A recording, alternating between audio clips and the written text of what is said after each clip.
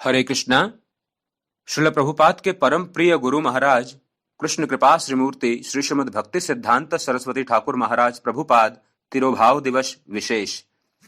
प्रस्तुत अमृत बिंदु परम पूज्य राधानाथ स्वामी महाराज द्वारा दिए गए प्रवचन का हिंदी अनुवाद है, जिसका शीर्षक है श्रील भक्ति सिद्धांत सरस्वती ठाकुर के निर्देश, भाग 1। श्रील भक्ति सिद्धांत सरस्वती ठाकुर ने अपने कुछ महत्वपूर्ण उपदेश अपने अनुयायियों को दिए।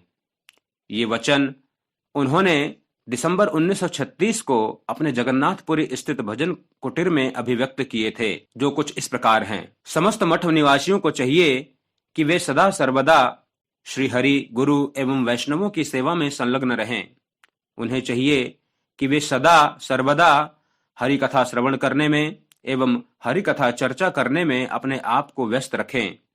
अगर कोई हरि कथा एवं हरि सेवा के प्रति अनासक्त हो जाता है तो उसे पुनः इस संसार के भौतिक इच्छाओं के पीछे भागना पड़ेगा, उनमें उलझना पड़ेगा, और तब वह अपना ज्यादा से ज्यादा समय प्रजल्प करने में, अन्यों की निंदा करने में, लड़ाई करने में और अपने इंद्रियों को तुष्ट करने में व्यतीत करने लगेगा।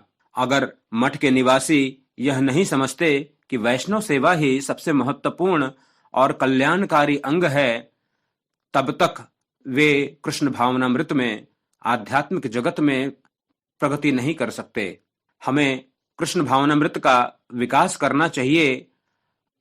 वैष्णवों की निष्कपट एवं सच्चे भाव से सेवा करके हमें अपने मन, वचन एवं काया से वैष्णवों को आनंद प्रदान करने का प्रयास करना चाहिए।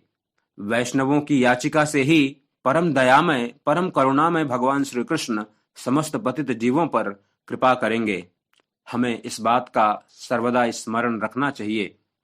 अगर किसी गुरु भाई का पतन होता है भगवान हरि, गुरु एवं वैष्णवों की मधुर सेवा से, तो हमें यह सोचना चाहिए कि हमारे स्वयं के भ्राता का पतन हुआ है।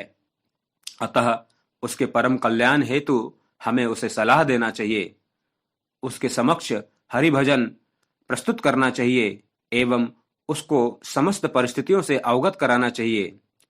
भगवान के दिव्य संदेश, गुरु एवं गौरांग के दिव्य संदेश उसके सामने उनका गान करना चाहिए। अगर आप सिर्फ उस भक्त के पतन पर टिप्पणी करेंगे, तब आप वास्तव में उसके परम हितैषी नहीं हैं। आपको उस भक्त पर दयामय होना चाहिए, उसके समक्ष हरि कथा करनी चाहिए, और ऐसा करने से आप अपने आप का तो मदद करेंगे ही, बल्कि आप उसका भी कल्याण करेंगे। और यह मठ में रहने का लक्ष्य है, और तभी यह लक्ष्य पूर्ण हो सकता है। हम मठ में साथ इसलिए रह रहे हैं कि सब मिलकर भगवान की सेवा कर सकें। हम इस संसार में अब ज्यादा समय तक नहीं रहने वाले हैं। हम कभी भी मृत्यु को प्राप्त कर सकते हैं, लेकिन मृत्यु आने से पहले अगर हम निरंतर हरि कीर्तन में अपने आप को संलग्न करें, तब हमारा जन्म सार्थक होगा। हम इस संसार में एक कारीगर के समान लकड़ी एवं पत्थर का कार्य करने मात्र के लिए नहीं आए हैं। वस्तुतः हम तो श्री चैतन्य देव के संदेश वाहक हैं। दिसंबर 7, 1936 को श्री भक्ति सिद्धांत सरस्वती ठाकुर ट्रेन से कोलकाता आए और उन्होंने अपने प्रिय शिष्यों एवं कई प्रभावशाली व्यक्तित्वों के, जो समाज के प्रतिष्ठित लोग थे, उनको एक सभा में संबोधित किया। उन्होंने अपने भक्तों की सभा को संबोधित करते हुए कहा, अपने शिष्यों को संबोधित करते हुए कहा, आपको चाहिए कि आप शिष्य न बनाएं, ज्यादा शिष्य न बनाएं। मैंने ज्यादा शिष्य नहीं बनाए हैं, क्योंकि मैं अपने शिष्यों में अपने गुरु को देखता हूं।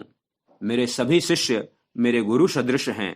मैं उन सभी से बहुत कुछ सीखता हूं। मेरे शिष्य अपने आध्यात्मिक आदर्श एवं श्री कृष्ण की प्रेममय सेवा के उदाहरण से मुझे प्रेरणा दें, ऐसी मेरी प्रार्थना है। हरे कृष्णा।